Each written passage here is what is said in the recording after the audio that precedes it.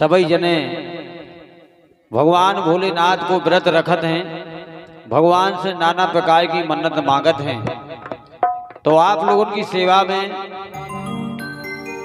ये सावन का पावन पुनीत महीना है और सावन के माध्यम से आप सबके बीच में ये गीत है, गीत के गाने सुने, आप आनंद लें। तो गीत लेकर आ रही हैं हमारी प्रियंका राज, तो इनकी मधुर आवाज में आज गीत के गाने सुने और आनंद लें। तो देखो, जैसे ही सावन को महीना लगो तो एक श्रीमती जी अपने श्रीमान जी से कह रही, का कह रही कि अब सुधर जाओ। अरे हरे, और का हमें महीना भर को व्रत करने। इतनी नहीं बिगड़े जितनी जानती हो। कह रही कि मैं तो सावन उपासी सोमवार सजनवा, मैं तो सावन उपासी सोमवार सजनवा, तुम तो नशा में नशाने हो। मैं तो सावन उपासी सोमवार सजनवा, तुम तो नशा में नशाने हो।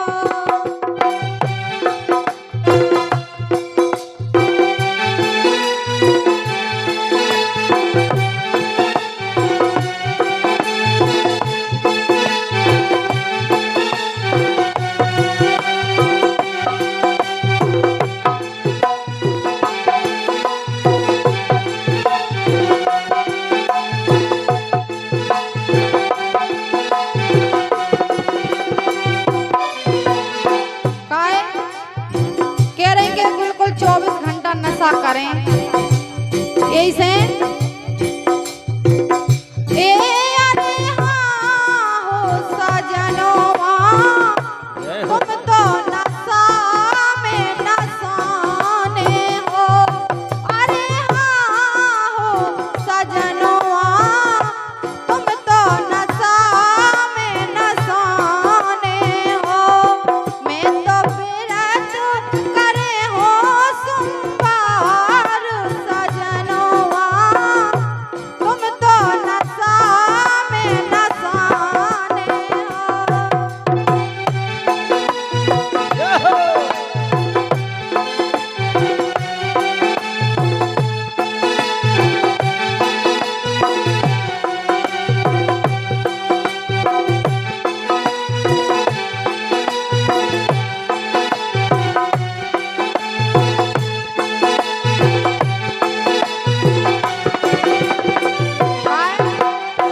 कह रहे ए अरे हाँ हो सजनवा, व्रत भंगो ना करो दैयो। अरे हाँ हो सजनवा, व्रत भंगो ना करो दैयो।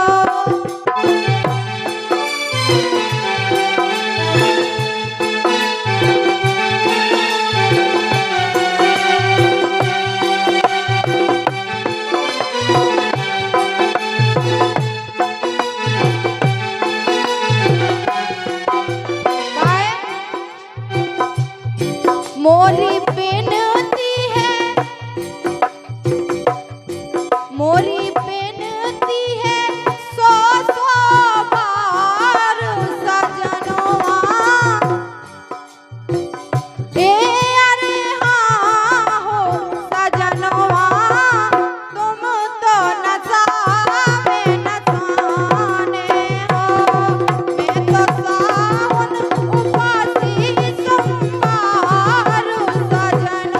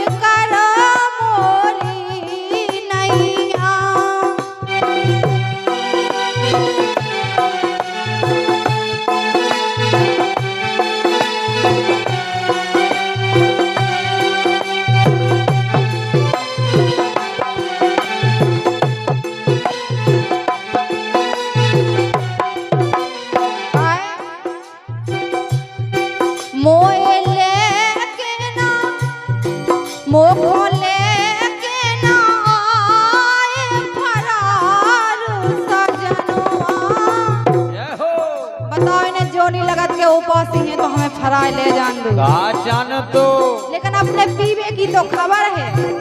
नहीं, अब कहीं हमने बिल्कुल विचार कर लो कि किया लेके अच्छा आओ।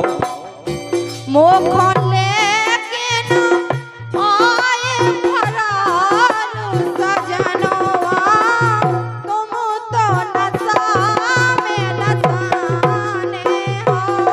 मैं तो सावन उपासी सोमवार सजनवा, तुम तो नशा में नशाने हो।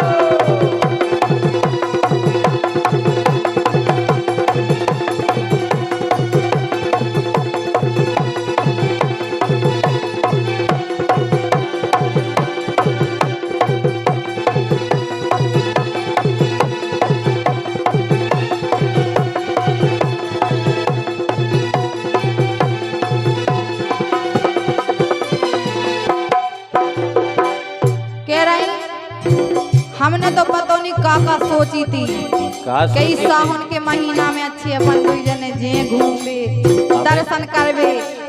चिंता नहीं करने, सावन के महीना में पक्की में चलने जटा शंकर। कह रही ए अरे हाँ हो सजनवा, अपनो जटा शंकर चलते। चल भी अरे हाँ हो सजनवा, अपनो जटा शंकर चलते।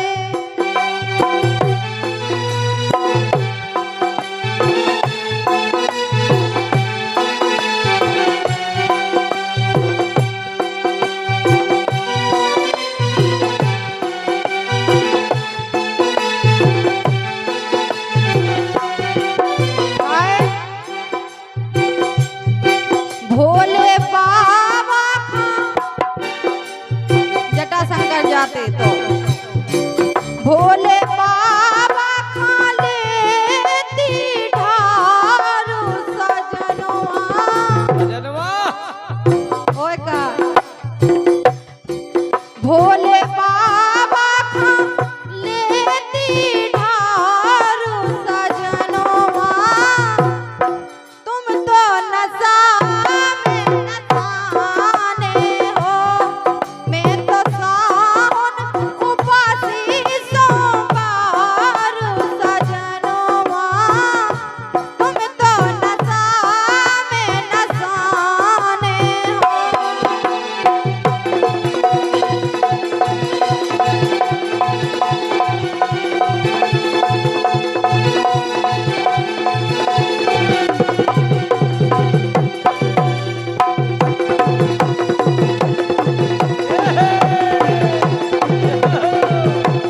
क्या बात है?